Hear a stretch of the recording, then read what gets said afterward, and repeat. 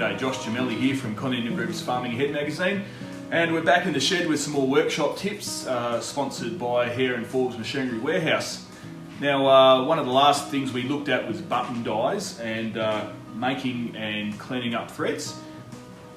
One of these little fellas, chuck it down on a rusty old bolt or bolt that's got a bit of dodgy thread, maybe a little bit of a lubricant. Just used a little bit of WD-40 there, and away we go.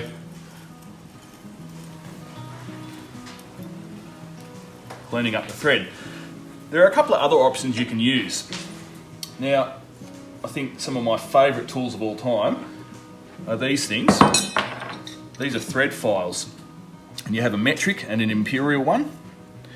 And you can see here on the imperial thread file, it's got different sections. These are threads per inch, that's 20 threads per inch, 13 there.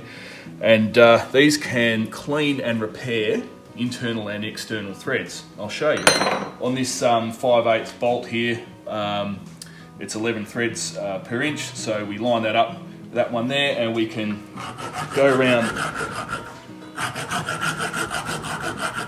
fix up any bad sections, or even just clean the threads out thoroughly.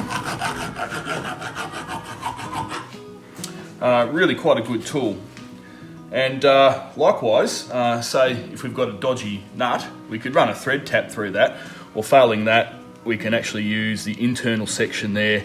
Probably better if you put this in the vise, of course, but run that around the inside of the thread and clean it up, and it can sort of repair some minor damage.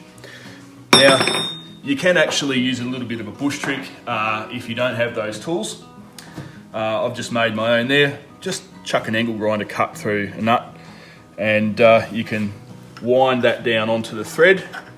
You probably have to have a few goes and clean that that saw cut out there as it accumulates garbage out of the threads, but that works reasonably well for a make do.